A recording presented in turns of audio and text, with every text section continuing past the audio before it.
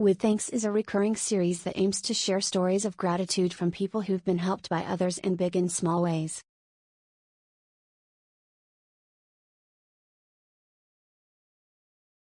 Andrew Zimmern is an Emmy and four-time James Beard Award-winning TV personality, chef and author.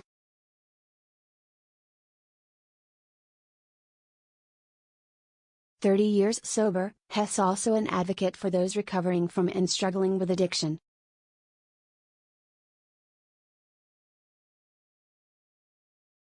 Here, he writes to a friend, who he refers to by a pseudonym out of respect for his privacy.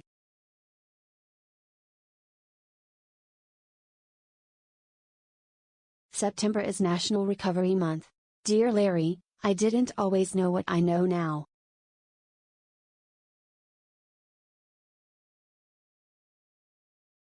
In fact, during the first 32 years of my life, I thought I knew everything. I was a self-centered, self-assured, ego-driven schmuck.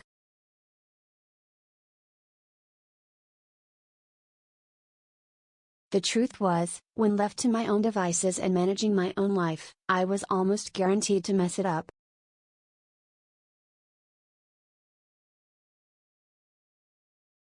Making my own decisions, the real ones, not the should I have a toasted or plain bagel this morning decisions, got me into trouble.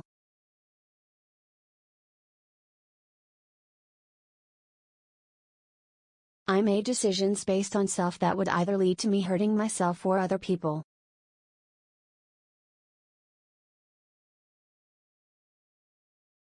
During my first week at the treatment center in Minnesota, they gave me a notebook and, like a deranged Jack Nicholson in The Shining, I remember writing over and over again that I felt hopeless and didn't want to hurt people anymore.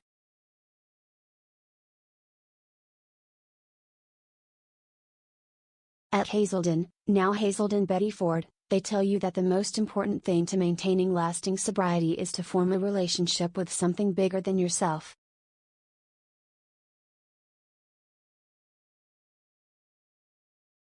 For a guy who at that point had only really had a meaningful relationship with myself, the mere idea of finding something else, anything else, was a new and intimidating prospect.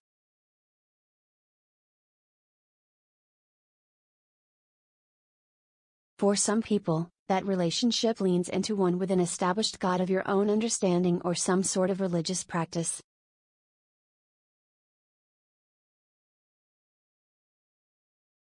I was a Jewish kid from New York City. I didn't pray on my knees. I had no faith in anything except my chemicals, and that was deeply misplaced.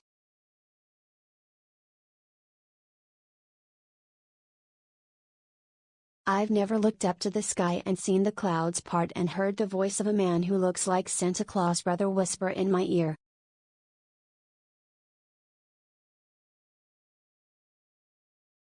I thought I was doomed. In a way, I was jealous of those whose higher power looked like the pictures in the Sistine Chapel, a gray beard with all the answers.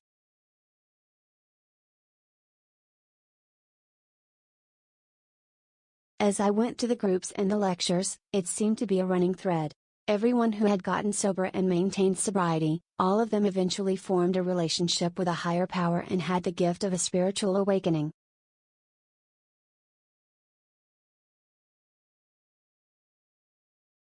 I know that appearance is not always reality, but in my heart of hearts, I thought recovery was for those people.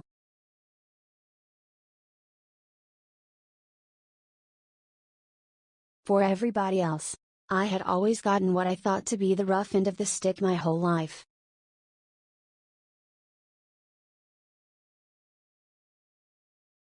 These others? They were going to be happy and figure it out. Looking back on it, that mentality of perpetual doom is what drove me, then homeless and living in an abandoned building in NYC, to try to drink myself to death in January 1992.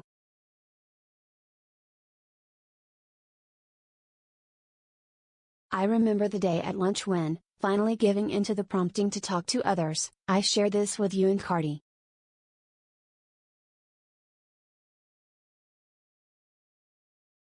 I told you that it felt like I wasn't going to have the spiritual experience that everyone else needed to get their recovery kick-started.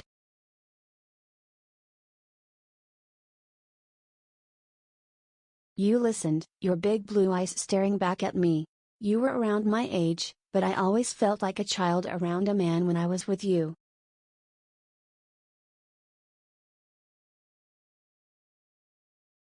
You seem to have all the answers. Book smart and street smart in one package. A sobriety sherpa who looked like a blonde grown-up beaver cleaver.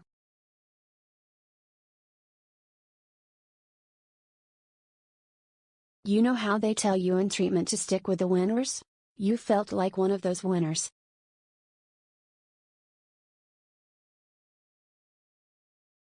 By the time we crossed paths again, months later at the Fellowship Club halfway house in Street.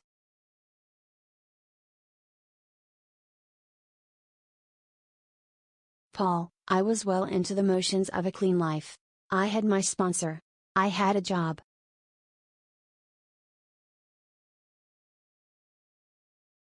I was going to meetings.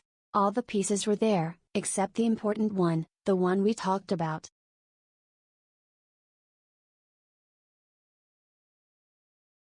And we talked again about my existential recovery issue. How was I ever going to find a power greater than myself, personal to me, one on which I could predicate some real sobriety? You pulled me aside and pointed to this list of the 12 steps on the wall.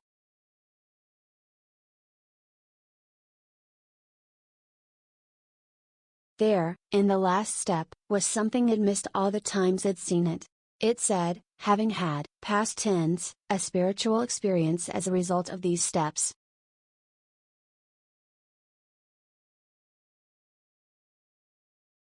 It felt like I had been in a block of ice that had just melted away. I'd gotten the keys to a new car, won the race, beaten the monster at the end of the video game.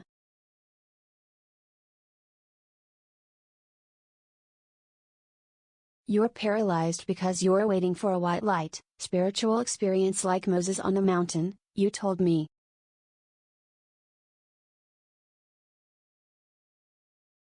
You know, there is a rote way to have a spiritual experience necessary to have a happy, joyous sobriety.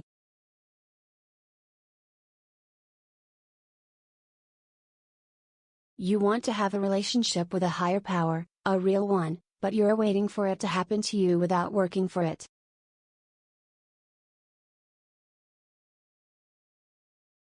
The past tense was a guarantee, a promise buried in the 12th step, you explained.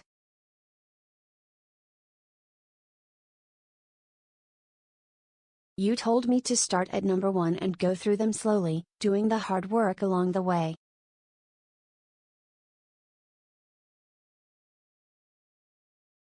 At the end, probably before that, I would find the relationship I wanted, the one I was looking for.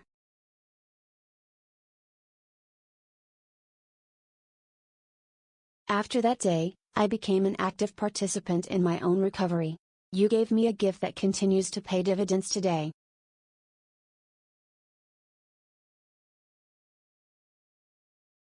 I had entered the house of abstinence, but you turned on the light to real recovery, Larry.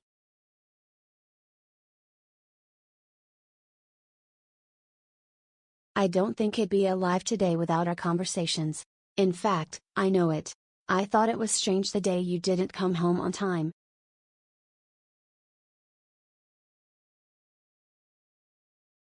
You were working at a car wash down the street and only had a 10-minute walk back to the house.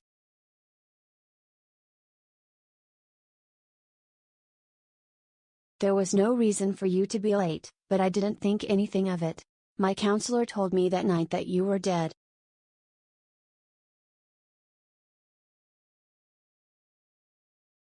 You'd left work early, drank all day, gotten into a car and drove down an up ramp, smashing your car into another.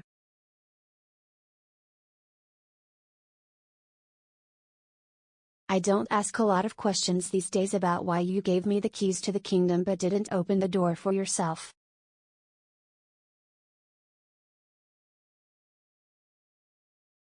I've stopped searching for answers because there isn't one. Sometimes, it just happens.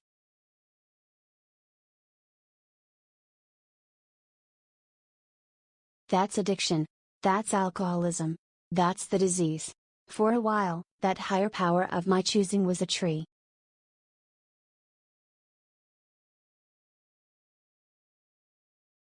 No joke. Then it was suggested to me that my higher power, perhaps, should be other people, and I liked that.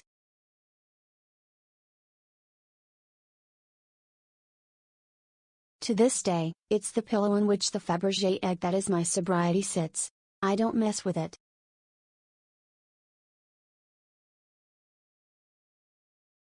I know how fragile it is. Like I said, Santa Claus brother never parted clouds in front of me, but I get answers to the questions of my life every day from other human beings.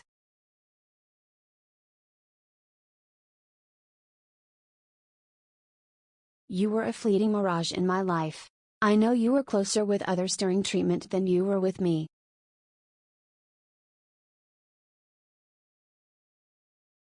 I was outer circle. But I want you to know that I'm grateful. I now have a life, a career and a family of my own.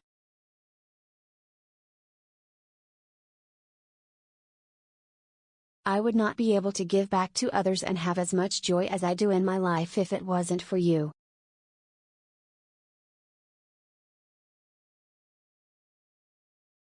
I want others, especially those who loved you, to know that in your last months you were an other-centered person.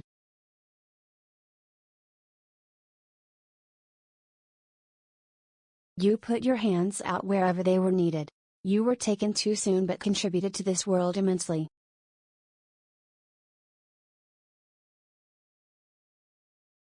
I've seen hundreds of Larrys, those with keys to the sobriety castle, in the 30 years I've been sober.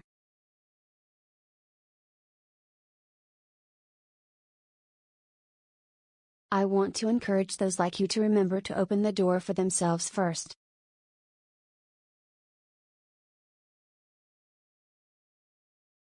And for everyone else to know that there are spiritual solutions to your human problems.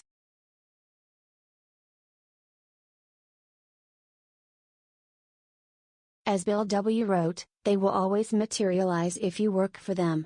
With thanks, Andrew Zimmern.